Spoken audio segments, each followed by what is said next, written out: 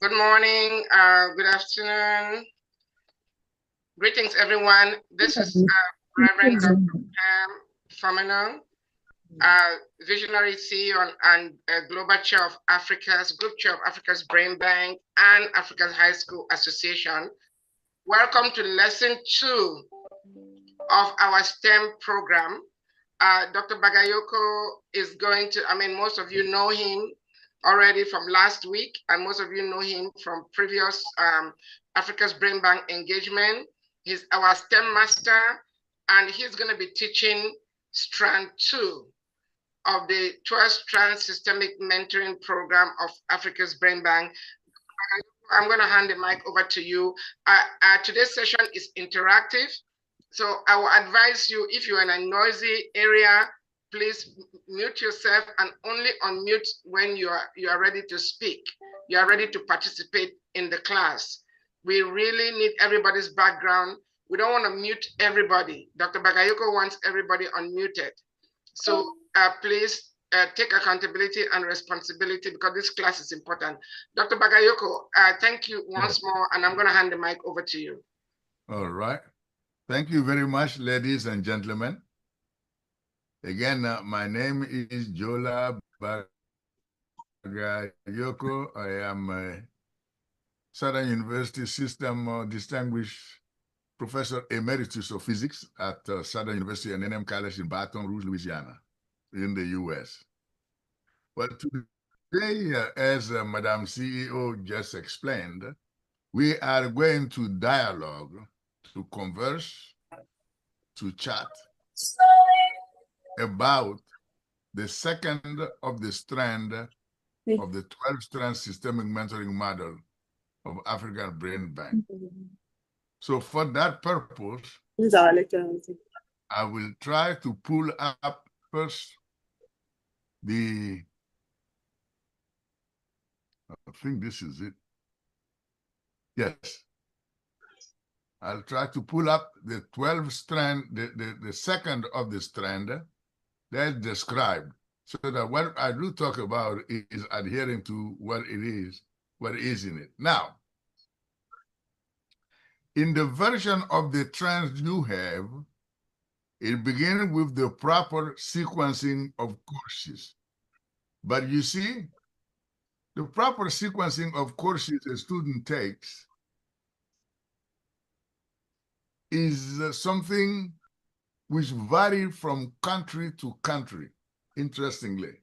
So that is why I want to begin first with the overall critical importance of this particular strand. Its objective is to empower the learner, so that the learner is confident, the learner is well organized, the learner is motivated, the learner is purposeful. That's the key. That's why we have this advisement. It includes not only advice on schooling issue and so forth, but advice on for anything else that matter. Okay? So, on that note then, let me recall that the last session we had, we spent quite some time talking about the power law of human performance and the law of human performance. Question, why? Answer, very simple. Or maybe I need somebody to tell me why that was important. Maybe I shouldn't be the one repeating that to myself. So is there anybody, student or faculty or official, anybody who want to tell us the importance of the law of human performance? Why knowing it is critical? Somebody, anybody? Please unmute yourself to speak. When you come in, you're automatically muted, but unmute yourself to speak. Anyone who wants to answer the question, please, I am waiting, because I don't want to answer it. What, are they hearing me? Yes, sir. Oh, well, somebody needs to get on quickly. Otherwise, I'm beginning to say, maybe nobody is hearing me. All right. So, why is the law of human performance, understanding that, why the learner knowing that law is critical? Why is that so? Please unmute yourself to answer. Well, from what I understanding from your last lectures, the law of human performance, it clearly states that the more you put effort and practice into something, the more you get to understand and it becomes adapted to you. Correct. Yep. In a nutshell, that's it. And that applies to physics, mathematics, English, Spanish, any of our own national languages. It applies. Yes, if I may. Architecture, yes. So the law of human performance is looking at the capability, if I can say, it's a capability. Yes. Say the capability which one requires or need in order for them to have greater or improved performance. Yes. So that is in line with the first answer, and therefore let me put it in another way. The law of human performance tells the student, oh, have no doubt about your intellectual capacity. The intellectual capacity of every one of these students, current or past or future, is basically limitless. The question is not whether the learner is intelligent or so. The question is, has the learner been exposed to the subject? Has the learner practiced the subject? And that very well, to the point of mastery. That's the question. So therefore, it is critical that we understand that one of the reasons I always begin my mentoring session with the understanding of the law of human performance by my student. That is the reason. So that they understand that there is no doubt about their intellectual capacity. The question is, if they do not practice, guess what? They're not going to know. And this has to be clear at the very beginning. No doubt on the intellectual capacity. Oh, keep in mind that some students have learned to say, oh, I'm not good in math. Some will swear that we are not good in, I don't know, what else. There's a bunch of things we are not good in. Technology. Okay? Yes. They will say we are not good in technology. Well, guess what? The law of human performance says, well, guess what? If you are not good in something, it's simply because you haven't paid enough attention to that thing, you haven't studied that thing, you haven't practiced that thing, period. It has nothing to do with your intellectual capacity. This, if it is not understood, the rest is a waste of time. Because if this is understood, even with my middle school student in my summer program, you will not believe the changes that happen once students have totally understood that their intellectual capacity is not limited at all. But the degree to which that intellectual capacity manifests itself in class or in problem solving, that is determined by the degree to which they apply themselves systematically or consistently. Okay? Now, once this is understood, please understand at all grade level, I have taught this law to middle school students. So we're not even in high school. So we're not even in high school, and we got it. And we got it and became ferocious learner because they knew there is no limit to their intellectual capacity. And so they wanted to learn as much as possible. And when they return back to their school, by the way, the school keep on asking, what did we do? Well, this law of human performance was the central piece of what we did. They understood. Now, once this is made clear to an advisee or a student, then the rest is relatively easy. Why? Well, because the rest is to cover things that makes that learning even easier.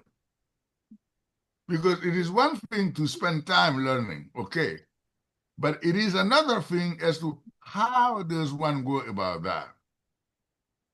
And one of the things which is not quite, you may not understand, at least I could not understand it when I was in Mali, West Africa. That is the so-called proper sequencing of courses. Why? Well, because in Mali, when I was a student, in high school, from grade to grade, all the courses you are a student is supposed to take are totally predetermined from grade to grade, 10, 11, 12. Okay? The student does not decide what course. No. That when I was in Mali. Then when I went to the university for 4 years, every year the courses I took were totally predetermined. Well, guess what? In some other country, including these United States of America, that is not the case. In high school, beginning in high school, students decide on what course they take, which one they don't take. There are few courses that are mandatory, but the other are up to the student to take. And in college, same thing. When you are in a major, that major, suppose you major in physics, which is my discipline, then there are some courses outlined in the catalog that you must take as a physics major. But here is a question. The catalog does not necessarily say, always dictate the order in which you must take them. The catalog does not. And do you know what some students do? They come thinking they know it all for some of them. For some of them, out of total lack of understanding, some will step into a class that requires calculus skills, and they have not even had algebra. Of course, it doesn't matter what your intelligence is, that won't work. Why? Because knowledge has one characteristic. I need everyone to write down and to meditate over. That is, in most disciplines, knowledge is hierarchical. Hierarchical, another way of saying that is taxonomic. Taxonomic. Taxonomic, meaning, but a taxonomy and a hierarchy are a little different. I need to explain the difference. Hierarchical means that the link between the various elements of knowledge is the reason one has to take courses in a certain order. That you can understand this easily by knowing that if you want to do algebra, make sure that you mastered arithmetic. Addition, subtraction, division, fraction, so forth, arithmetic. You have to, or you are not going to succeed in algebra. That's not a matter of being intelligent or not being intelligent. It's a matter of respecting the rigid internal structure of knowledge. That's it. So, similarly, before you take a calculus course, my friend, make sure you have algebra and trigonometry.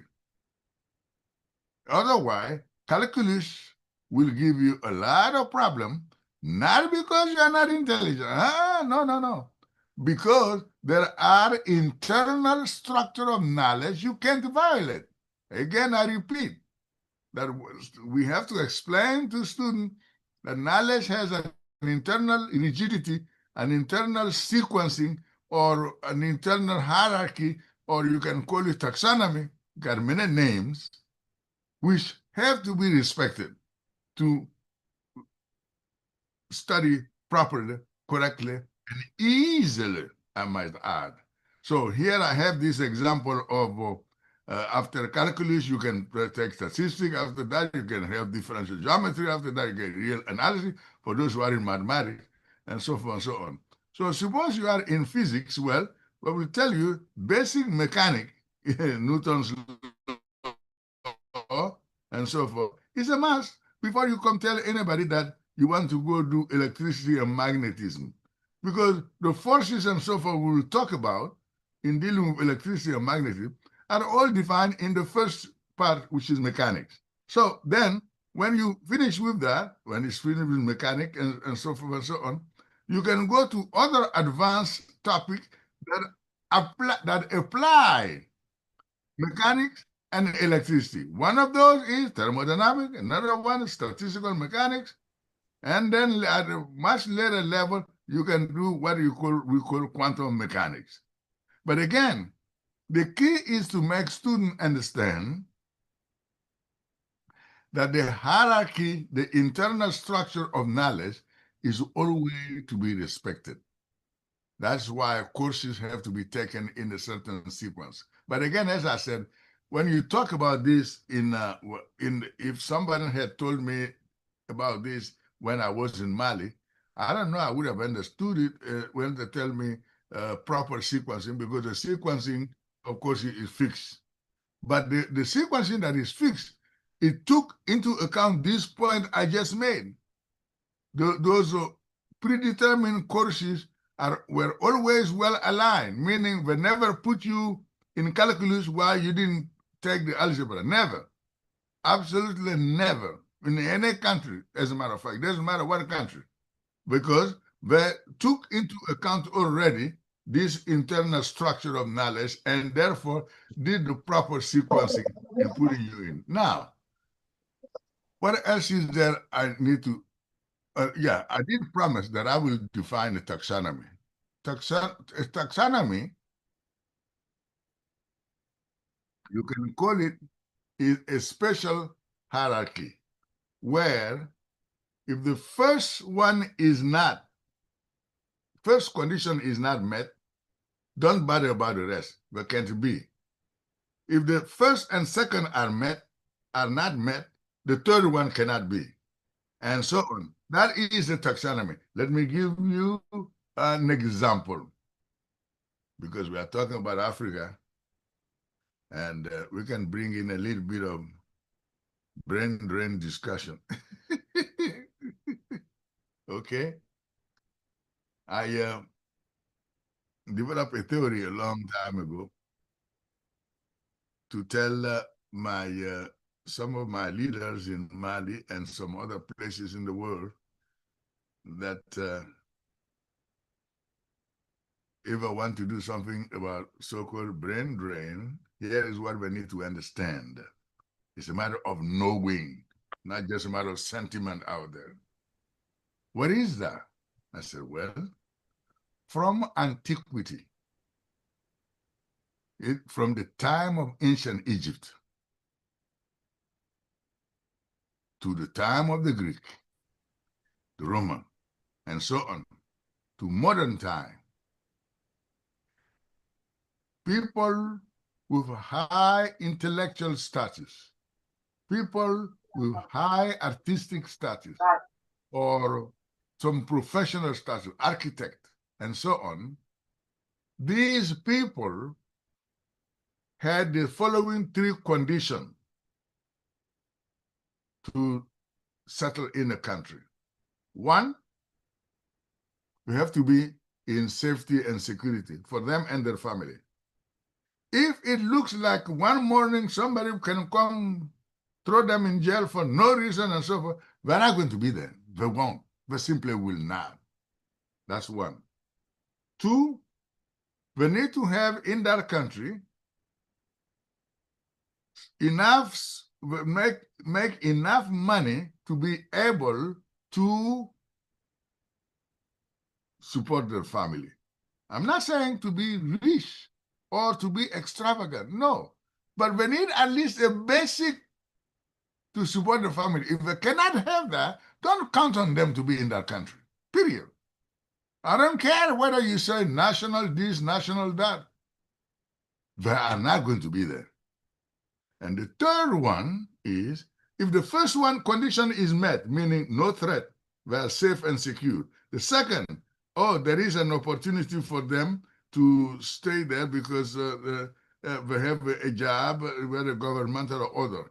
The third condition is we have to have the right or the mean and the resources to exercise the very high level of expertise they have acquired through years and decades of learning and practice. Because don't tell me to go learn the most advanced, say, physics or whatever, or chemistry, biology, computer science, AI, or quantum computing, and so on and so on. Don't tell me to go learn that and then come sit in a country where no effort is afoot to give me the mean to exercise that. It's as if I spent my life learning something, and here it is, I can't use it. So let me summarize then the taxonomic structure, character of the reason people move around. It applies to top athlete as well, and so forth. This is the key. If you understand this, well, then you understood what is a taxonomy. If the first condition is not met, meaning safety and security, forget it. Even if you are giving them million to them, they are not going to stay. This is the nature of taxonomy. When you have a taxonomy, the first condition has to be met, for the second to be met, for the person to stay there, and then for the third one, and so forth. It can be fourth or fifth. Now, let me come back to the internal structure of knowledge, the internal, I call it internal rigidity. I did say taxonomic, that's why I needed to define it, the taxonomic nature of the structure of knowledge.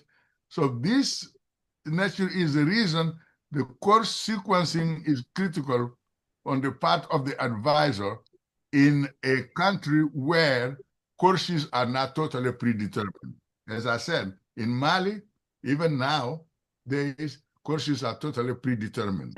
So this sequencing may not apply that much, but in many countries where students select the courses they want to take, even in high school, then this is critical. One more thing to add. When it comes to what lesson to study or what lesson not to study, because some students make that decision not knowing that every lesson that is taught to you is supposed to be simply studied, period. I don't care what it is. I don't care what the discipline is, but sometimes students, well, ignorance is sometimes bliss. You see what I mean? Make the deliberate decision to neglect certain things. Well, then when they do, they go back to the law of human performance. What is going to happen? Over time, they will be less and less capable of doing anything in that discipline, in that particular subject, because they neglect it. They ignored it. They refused to learn it.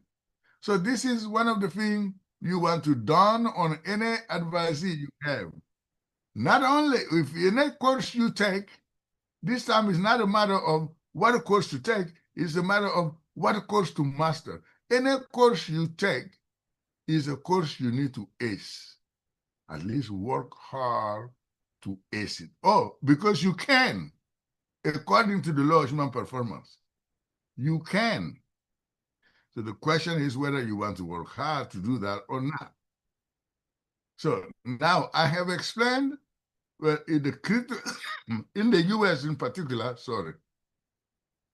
this component where course assignment and so forth is a very, very tough part that we've spent a lot of time on, because remember, since high school, students can decide what course they take, some of the courses they take.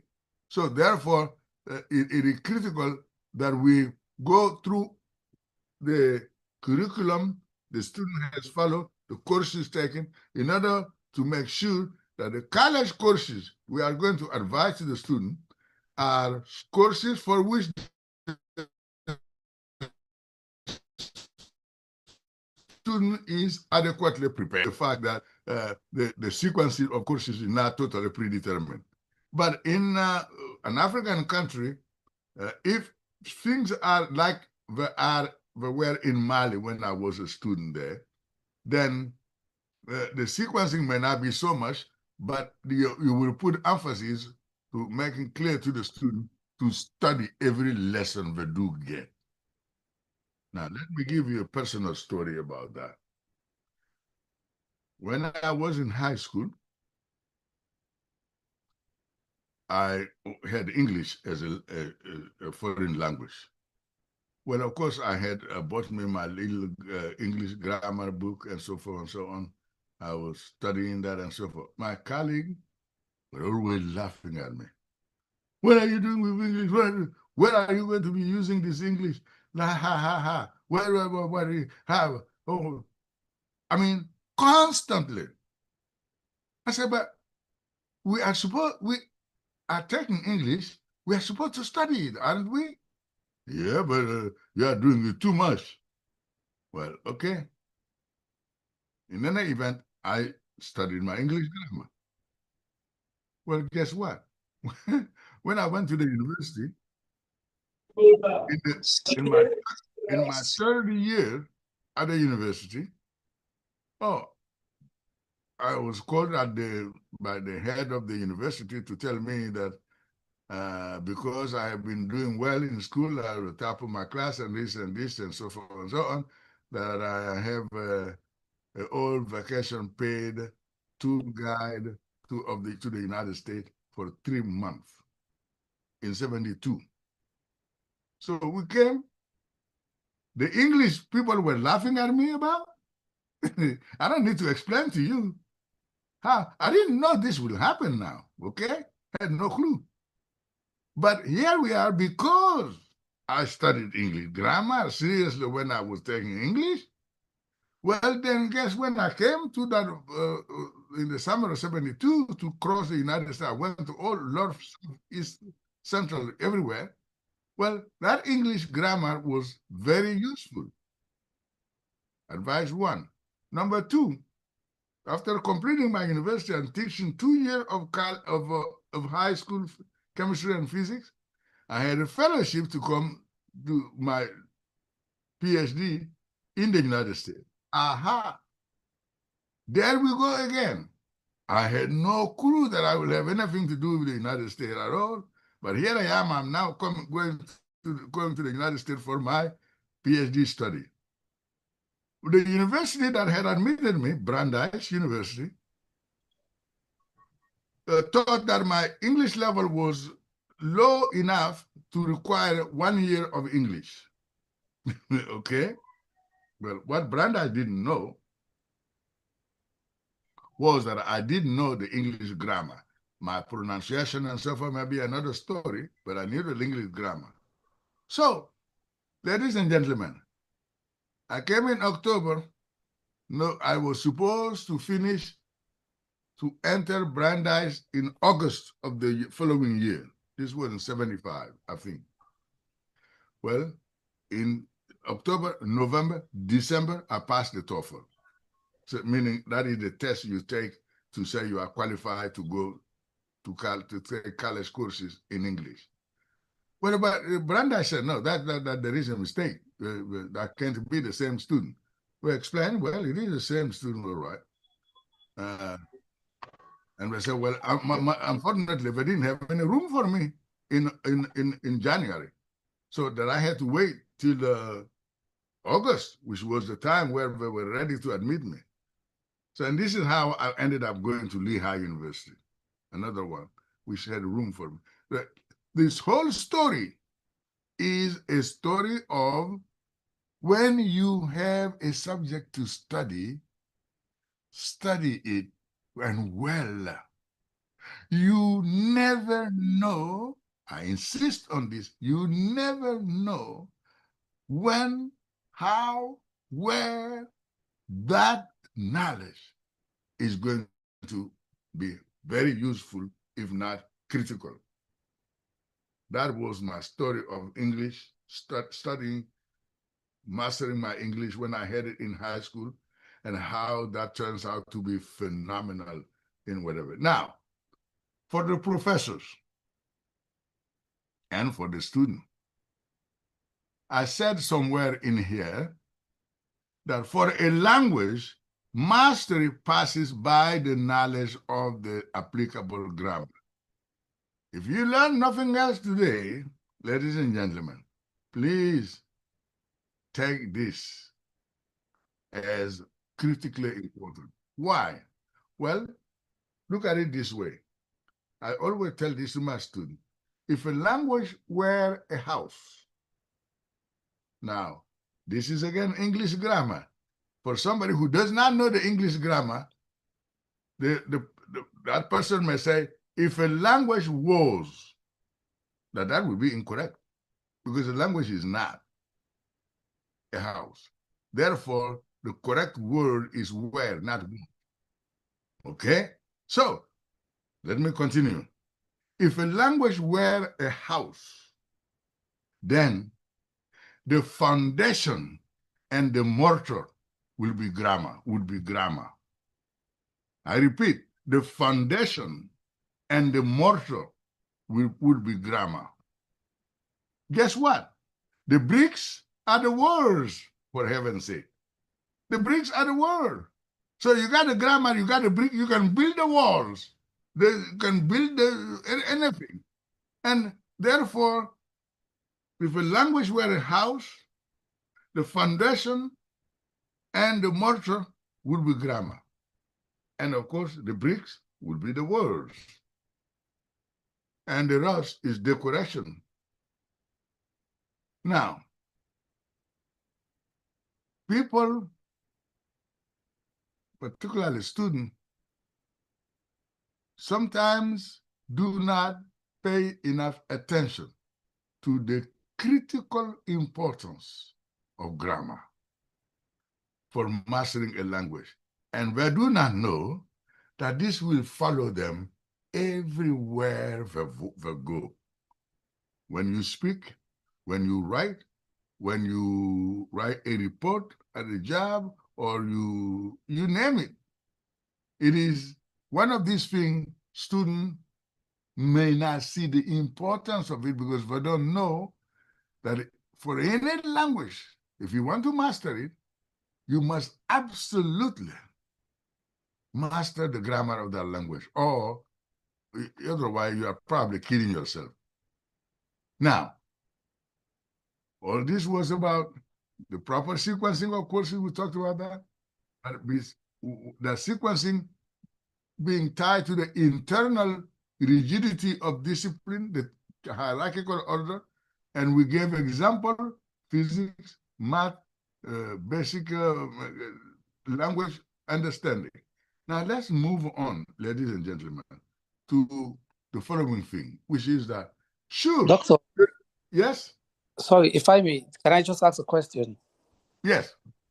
You mentioned about language, and the word language can mean a whole lot of things. For example, people who are doing coding, they have their language. Is this just a conceptual language, or you are referring to generally a language as a terminology to understanding a particular concept? Okay, I'm glad you asked that question, because the language I'm talking about here is the language in which one is studying. So if you are when I was in Mali, we were studying in French. So I studied French, of course, as a discipline, but I also used it when in my math, physics, chemistry classes. You follow me? Hello? Yes, I can hear you. Okay. Now, for somebody who is in the U.S. here, most courses, high school and so forth, are given in English. So you want to master the English language in order to be able to, as a matter of fact, one of the reasons the Brandeis University has said I will need 1 year of English was because they thought that I needed to master English language in order to be able to understand the courses, the content of the courses. But what they didn't know was that I already knew the grammar, one, and two, that French and English overlap when it comes to the vocabulary, some 50 or 60%. And my total control of the French language gave me a huge advantage when it comes to English. I just have to work on the pronunciation and the understanding and listening and pronunciation. So yeah, thanks for that question. The programming languages, Fortran is one I did way back, and nowadays it is Python and so forth. Programming languages, the same thing applies. As a matter of fact, when it comes to programming languages, either you know exactly all the rules or get out of the game. Because a computer program, you only need one dot, one blank, one comma for everything to go to waste.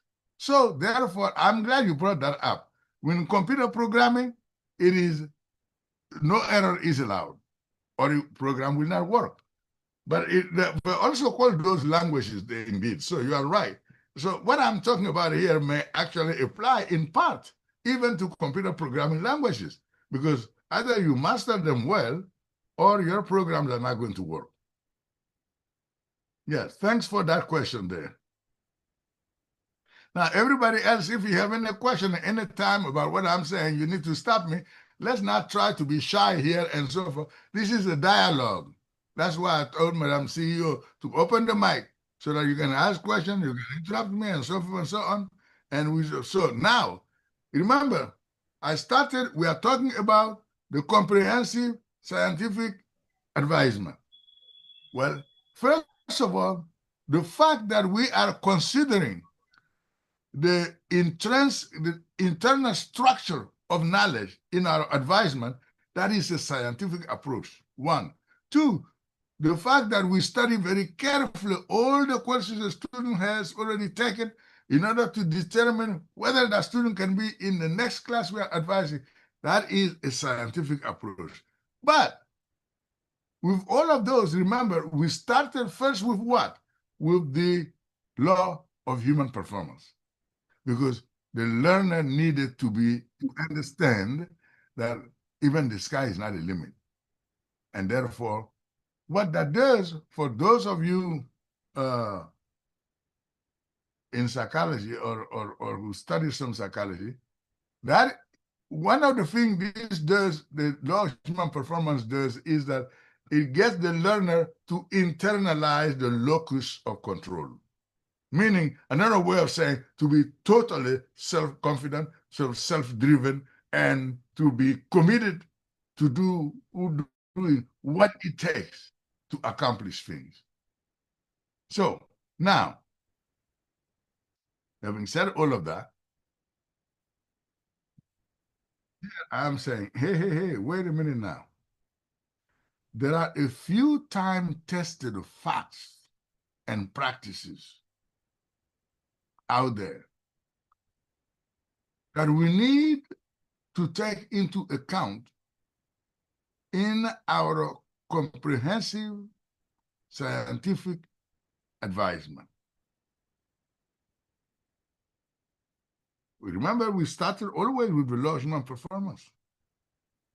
We talked about the sequencing, the character of knowledge, therefore the sequencing of courses.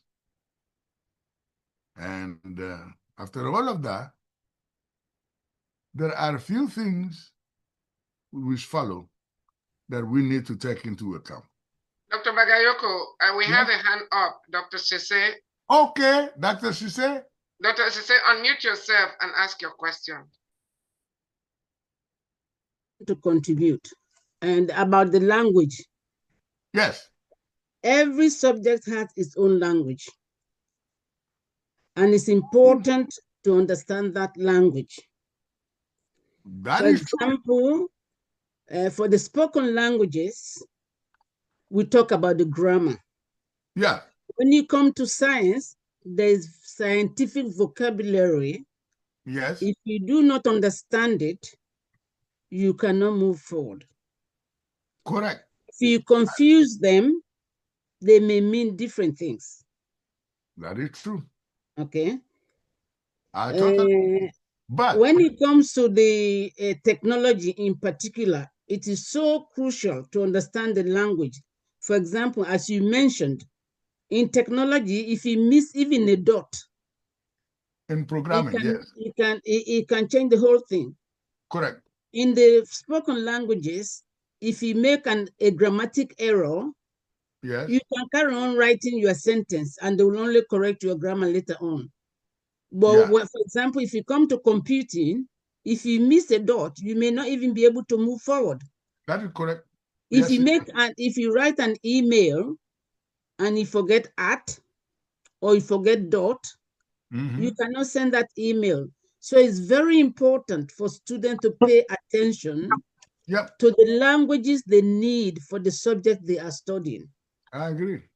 For the vocabulary they need, for them to research. This is where research becomes very important, for you to find out the meanings, for you to have comparisons. So that is the contribution I wanted to make. I totally agree with you, Professor. The only remark I will make about your pertinent point is that the reason I didn't make any particular issue about the scientific language and so on and so forth is because if the student know the basic human language in which the study is appearing, and the student is following the curriculum in studying every lesson as it comes, then the student is going to be carrying on capturing the technical knowledge affiliated with the field of study, whether that is programming or biology or chemistry or whatever. So your point is very well taken, and it is on point. All right. Now, continuing, ladies and gentlemen, I was saying that there are few time-tested facts to be taken into account. They include the first-time memory retention curve, the value of effective study groups, the problem-solving paradigm, and the difference between lacking a background material and not being smart. Now, in the US, I always run across hundreds, if not thousands, of high school students who think that they are not smart enough for math, smart enough for this, smart enough for that. But what they are saying has nothing to do with being smart or not being smart, but it has everything to do with having a background or not having one. If you went through high school avoiding math courses, not studying them, then once you land in college, my friend, well, it is going to be difficult for you to make any progress. Why? Oh, because even those who major in English or languages have math courses to take in college, mandatory, everybody. We're not going to take the same courses like the science major, like calculus and so forth, but they will be taking some math courses. So therefore, the point that I'm making is again to go back to the beginning, to let the student understand any course you are given is a course you need to know or master, period. No ifs, ands, and buts about it. Dr. Bakayoko, we have a hand up from Yakuba. Okay, Yakuba, go ahead. Yakuba, yes, unmute yourself and ask your question. Good afternoon, sir. Yes, how are you? I'm good. The question I want to ask here is about the language. Yes. I want to know the most effective practical way one can use to understand this language you are trying to explain. Okay. Yes, sir. You want to know the most effective way? Yes, sir. The most practical strategies one can use to understand these languages you are trying to explain. Well, the method I know is you have to buy a very good grammar book and simply learn it from the beginning to the end. Question, why? Answer, I explain. If a language were a house, the foundation and the mortar would be grammar. You cannot construct walls with bricks without the mortar. This is the reason I made that analogy about languages. So the only advice I give to people, and the one that has worked for myself, not only in French, but in English and even in Spanish, when I took some Spanish, it has, some other languages, it has been the fact that the grammar is your passport to successfully mastering a language. It doesn't matter which one it is. It does not matter at all. But without the grammar, the problem is you are never going to make correct construction, correct understanding, because of lack of structure, which are all dictated by the grammar. We know that the conjugation, the tenses, and so on and so forth. So there is not much really to do about languages beyond mastering the grammar, because the vocabulary comes as you read and as you go through classes and you go through. But the thing is that if you don't systematically get a grammar summary and learn it, there might, despite what you are doing, there might still be grammar rules and so forth you may be missing here and there. And so forth. Now, I heard that story. I didn't want to take your time to talk about that with, but I heard that story with my colleague at my university when I first launched the academy, and we had this grammar requirement for my summer student. But I have a summary of the English grammar, which I can, as a matter of fact, make available to anybody, because it's not for me, it's free. It's totally free. The summary of English grammar that my student, high school student, had to master in 2 weeks. But when I discussed that issue with some professor, they said, oh, no, grammar, oh, no. Well, guess what? I said, there is not one among you here who knows everything which is in this book. Not one. Oh, that was a pretty tough situation there, because you are talking about a good time, good celebrity, famous professor.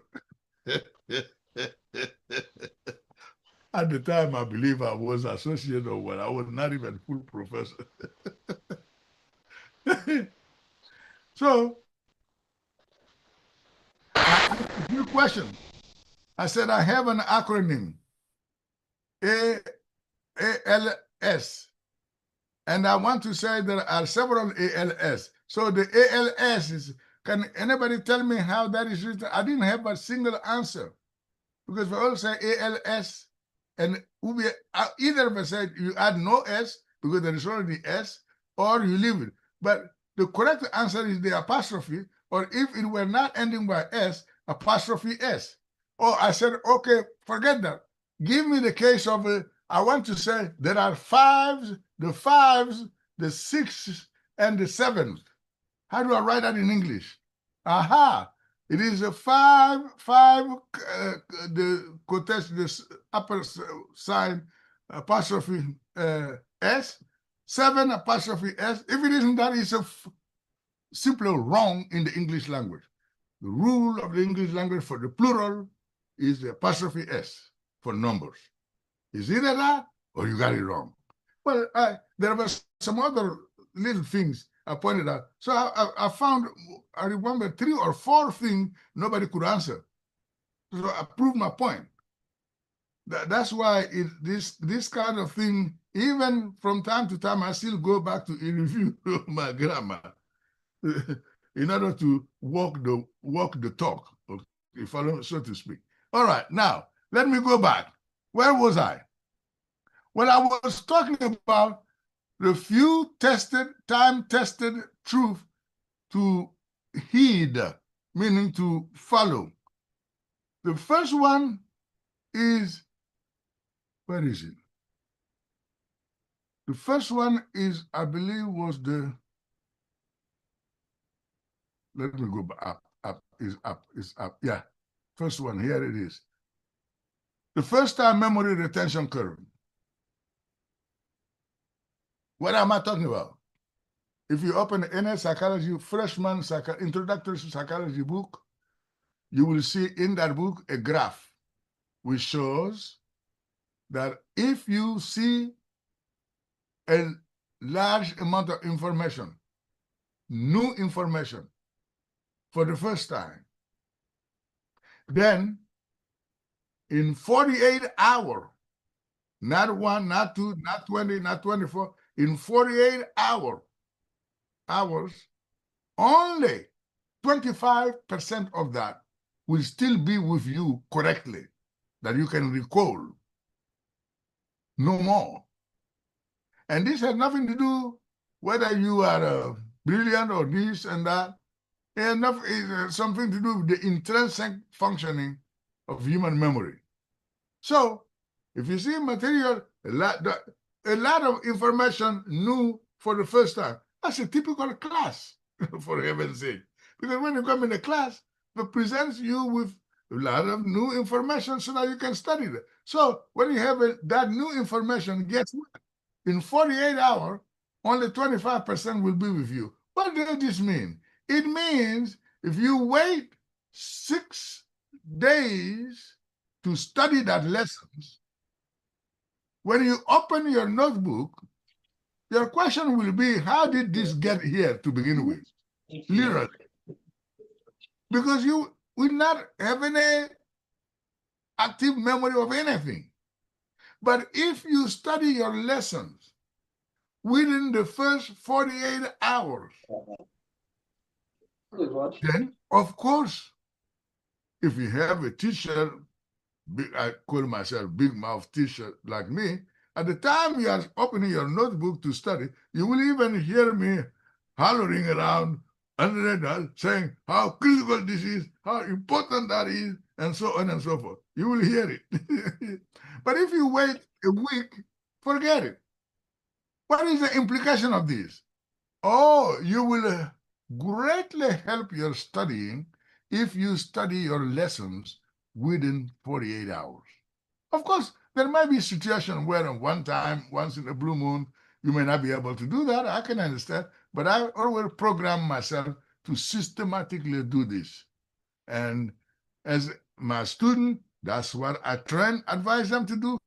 And those who follow it will come back to tell me, you know what, Professor? When I study my lesson within the 48 hours, they stay with me. Not only don't I spend much time on it, but they stay with me much, much longer. I said, well, yeah, what you are doing, because remember, when you take the class, that's first exposure, n equal 1. When you study your lessons, n will be 2. And if you remember the graph of the power law, when you see the material up to 5 times, it becomes really yours. So, but these are things that we can accomplish by practicing proper studying methodology. So, but again, the memory retention curve, you can go check, or you can even go online. These days, Google it. The first time memories is applied only to material you see for the first time. So that is one of the rules one of the methods we advise our students to apply to enhance their learning. Okay? Naturally, to do that, well, that will require what? What we call time management. which is something we all have to do. Either you manage the time or you are mismanaging the time. It's one of the two.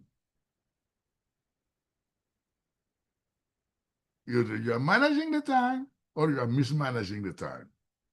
Because if you are not managing it, well, chances are you are mismanaging it. So again, we teach students this is how we teach them how to plan the week and have room, of course, for fun, but room for sport, why not? I mean, hey, room for, anything. But the college level and beyond, even room for dating, why not? Okay? But the bottom line is that we as ordering things in such a fashion that the studies is done because the Lochman performance told us, and in no uncertain term, that guess what? The number of times you practice the material is going to determine exactly your level of mastery in that field. So when you therefore get your lesson and successively master them, you are doing well. Let me see where I am. Wait a minute. What time is it? Dr. Bagayoko, go ahead. It's our time. Go ahead. It's 9:56. Oh, Please go. no, Don't rush. I needed to show something. No, continue. How did the time go so fast? No, well, remember it's interactive and people were asking, so go ahead and take your time, okay? Okay, time management. I'm getting close to the end. No problem. But I wanted to show a few other things. All right, now here. Please proceed. This kind of dialogue, well, particularly this is for the professors. This kind of dialogue, interactive, is what you need to have with students so that they can internalize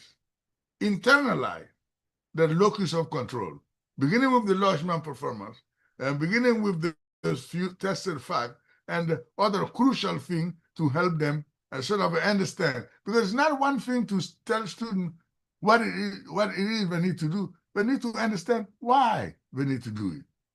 Okay? So, and this answered those questions as to why we want you to study your lesson, and we want you to do it within the 48 hours if at all possible, and so forth and so on. And on top of that, we also say, hey, guess what? For advisor, the platforms development, technological development have injected something new. Okay? Those are the advisement and support. You can use them for advisement support for optimal result. However, they are, I call them double-edged sword. We can use the email, text messages, and even social media and so forth in advancing our studying and so forth and so on. However, some of them are double-edged sword in the sense that, particularly when you come to the regular social media out there, Facebook, TikTok, Instagram, what else? I don't know, they are too numerous these days. I don't even know their names anyway. So the thing is that those double-edged swords are to be controlled. And in our case here in the US, there are several students got into trouble. Luckily, they were not in my program because they got themselves addicted to video game and other games. They were spending all their time on that as opposed to spending the time on task, which is studying task. So those are the points. Now,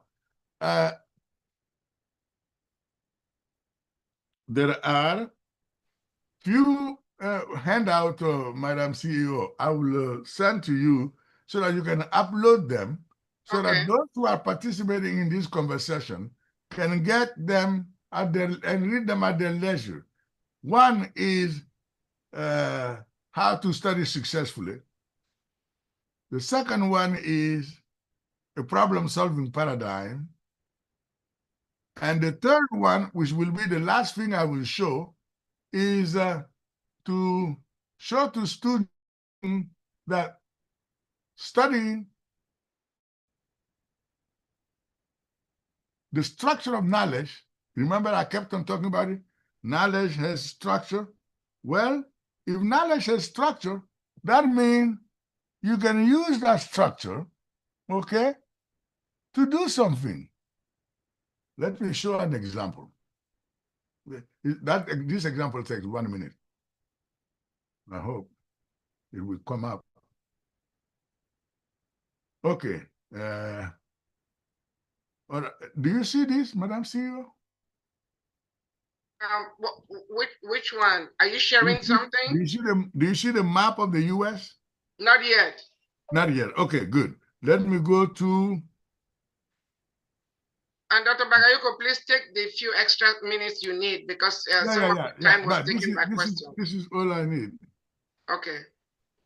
And I now need to go to the, okay, here's the Zoom. No, I think you need to stop. If it's a different thing, you need to stop sharing this one. Or you can email it to me and I will upload it, you know. Okay. You can stop sharing this one and then share the other document. Okay, I stopped sharing, right? Didn't I? Yeah, at the bottom, you can stop sharing this screen. Or if it's something that you can send and then we'll share it with the students. Yeah, but do you still see the old one there? Yes, we still see the old screen that you're sharing. Okay. That's not the screen I want. But you can send it with the other materials and we'll upload it. Okay. That may be the fastest way.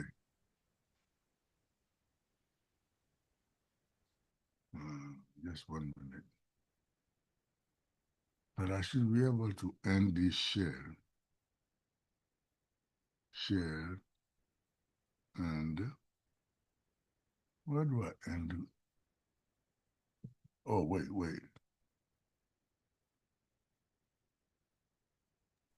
I can end it for you. I did. Okay, good. Okay, good. Okay, so now I only need to go to share. The other one I want is open. Here it is. Okay. Do you see the map? It's coming up. Yeah, we see it. Thank you, Dr. Okay. Batiko. All right. So I kept on talking about knowledge, the structure of knowledge, the internal structure, the link. So that is also something one can use in studying. Given that things are linked, then maybe I don't need to memorize everything. When I learn some critical things, then I can use those to generate others. This is explained in more detail in the handout I'll be sending to Madam CEO, and which is entitled Studying Successfully. Okay? But I wanted to illustrate. Here is the map of the United States. What I want to show to everybody is on the left here, you have the mountain, the Rocky Mountain. It's a huge range of mountains. Okay, and on the right here, you have the old Appalachian chain of mountains. Yeah. So, ladies and gentlemen, if you look at these two carefully, let me come down, you can see the same two in diagram format here. Now, look at carefully. Here is the hydrography map of the United States.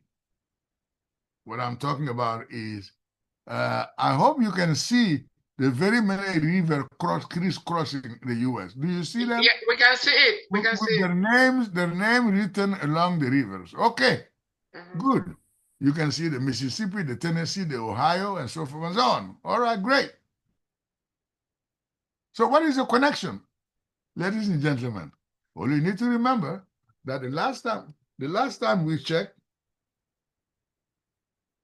that the last time we checked, somebody calling me. The last time we checked, you called him too earlier. So that the last time we checked, water does not flow from a low level to a high level. It's always from a high level to a low level. Well, guess what? If you want to study the hydrography of the United States, know it on your fingertip without effort. All you need to do is connect this map to this one. This one. Because all those rivers you saw crisscrossing either will originate in the Appalachian Mountain or will originate in the Rocky Mountain. Let me go back. Look at it. All of these are originating here in the Rocky Mountain, and these other are originating here in the Appalachian Mountain. So if I want to draw the hydrography of the U.S., my memorization my memory is tremendously assisted by the fact that I know in where the river begins and flow either to the plain or to the sea. And so on. In the case of the plain, it is always going to connect to another. That's why the Mississippi is such a gigantic river, because many others that started left or right connect to it before getting to the sea. So simply telling people that learning actually becomes exciting when we attempt to draw the meaning of things and connect concepts as opposed to always relying on memorization. We call this rational memory, meaning a reasoning memory or rational memory, a memory where one is using thinking to connect to concept. That is it. We are out of time. Thank you very much for your attention. Thank you so much, Dr. Bagayoko. This is awesome. Thank you, thank you, thank you. And everyone, you can use your reaction. We will be back here next week. Dr. Abdullah Meng is going to be teaching. Dr. Meng, do you want to invite the students? Are you still on? Dr. Abdullah, can you unmute yourself and invite the students? The airtime is our time, but because it was interactive, we went above like 7 minutes. So Dr. Bagayoko, thank you so much. You can email your questions to our email on our YouTube channel. But let's hear from Dr. Abdullah is going to be teaching next week. Dr. Meng, the mic is yours. Thank you, Madam CEO. And again, thank you so much, Professor Bagayoko. As usual, I think I'm the unluckiest person that will have to follow you. Reverend Palm, you're going to pay big for that, making me follow this extraordinarily lecture. We truly, enjoy, the discussion. And for us, when we are teaching, we also are lifetime student. I was just telling recently, one of the conference that I was doing, I said, I used to remember one day this person is a doctor. Before I became a doctor, I assumed that I was the smartest person in the room. But now that I become a doctor, I realize that at least we doctor, we accept that we're not that smart. That's why we do research. We study, and we are lifetime student. And I enjoy really being here. For the student, we will be discussing, leadership.